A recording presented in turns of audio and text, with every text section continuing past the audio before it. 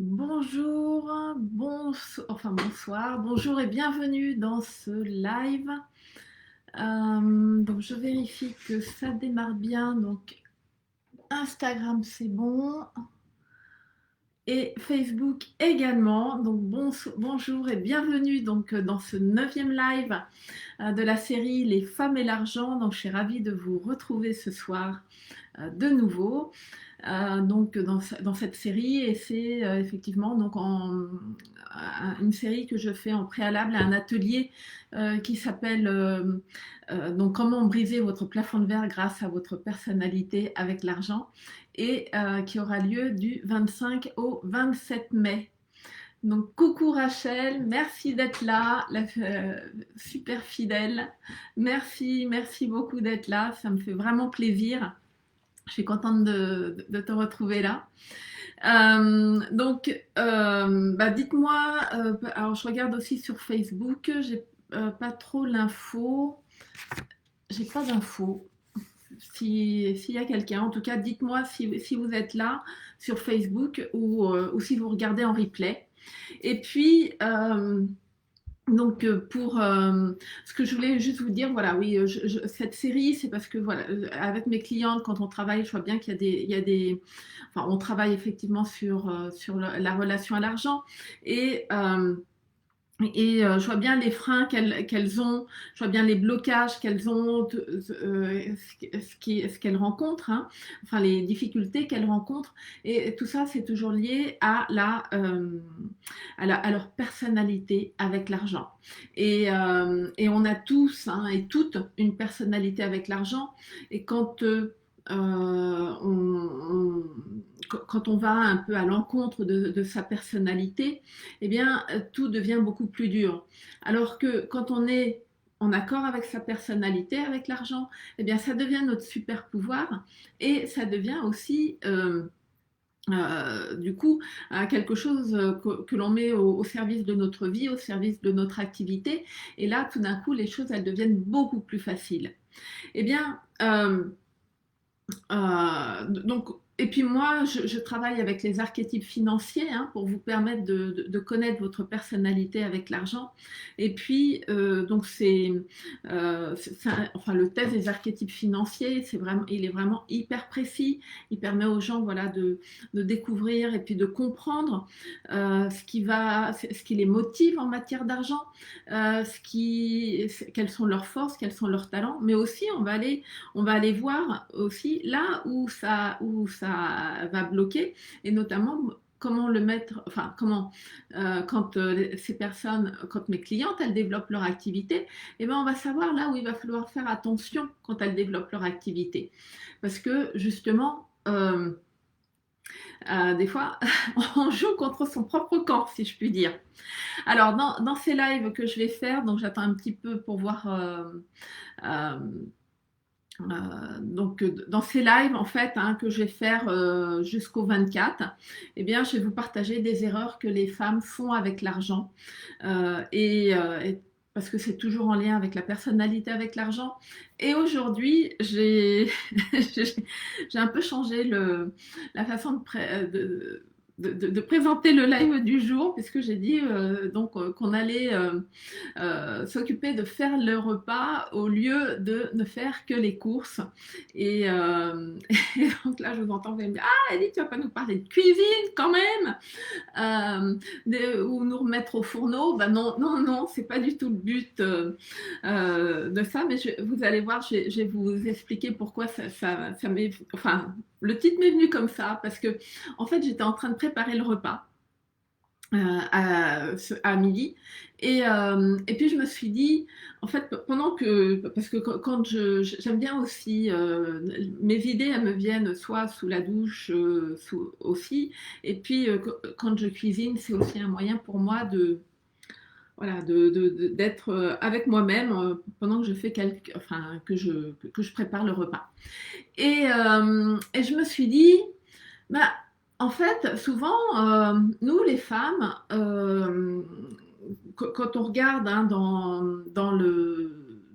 la répartition un petit peu des tâches dans le couple, alors évidemment, quand on est célibataire, on va s'occuper de tout à la fois, mais souvent dans le couple, ben, nous les femmes, on va s'occuper de payer les factures. Moi, je me souviens très bien à l'époque quand j'étais mariée. Moi, bah, c'était à moi de faire le chèque pour la cantine, le chèque pour les sorties scolaires, pour régler les différentes factures de la maison, hein, ou faire mettre en place les virements. Euh, mais quand venait le moment de prendre les décisions qui concernent le patrimoine familial, qui concerne la stratégie d'investissement familial, eh bien, pouf, là, il n'y avait plus personne. Mon connecteur était ravi parce que bah, il avait l'impression toujours, hein, que ça allait être un petit peu compliqué pour lui. Euh, et je sais que d'autres archétypes, hein, d'autres archétypes financiers vont faire la même chose, hein. L'alchimiste, le nourricier, le romantique, la célébrité. Voilà, ils vont être, on va être juste. Enfin, moi, je sais, je me contentais de ce rôle de simple exécutante. Euh, et puis, voilà, tout allait bien, c'était tranquille, mais c'était aussi une erreur parce que après, quand il y avait des choses qui se passaient et puis que c'était pas enfin, c'est facile de râler et de dire ouais, mais qu'est-ce que tu as fait? Tu vois, tu as fait ci, tu as fait ça, et puis machin, mais je m'impliquais pas, je rentrais pas là-dedans. Donc, le problème, bah, c'était que euh, voilà, je m'occupais juste de la corvée régulière, enfin voilà, de manière un petit peu systématique, mais j'étais moins impliquée dans la vue d'ensemble, dans la stratégie à long terme, euh, dans la stratégie à long terme et puis aussi moins impliquée dans la vision, hein. Vous savez, dans un précédent live, je vous ai parlé de l'importance d'avoir une vision et des actions et pas juste une vision ou des actions, enfin de poser des actions, hein, parce qu'une vision sans plan d'action, eh bien c'est juste un rêve. Alors, mais d'un autre côté, avoir poser des actions, mais qui sont dépourvues de vision, hein, donc de cette vision, de cette image un petit peu plus large, hein, un petit peu plus un peu plus à long terme, et ben, si vous posez juste des actions comme ça, en ayant toujours le nez en bas, sans regarder, sans avoir voilà, cette vue d'ensemble, et ben, vous faites du surplace. Alors, c'est vrai que moi, mon erreur dans ce cas-là, je dis quand après, ouais, mais qu'est-ce que tu as fait? Tu as dépensé de l'argent, gna, gna, gna, et puis ça va pas et tout. Bah oui, mais cocotte, on en a besoin d'être partenaire aussi, hein, dans le processus, et de ne pas laisser ça au conjoint. Bon alors, c'est vrai que en ce qui concerne mon conjoint, moi, il avait tendance à me dire que la stratégie d'investissement, c'était pour lui, et puis que moi, j'étais juste bonne à aller faire les chèques, hein, aller remplir les chèques, parce qu'en plus, je faisais pas de faute d'orthographe, donc enfin bon, c'était bien.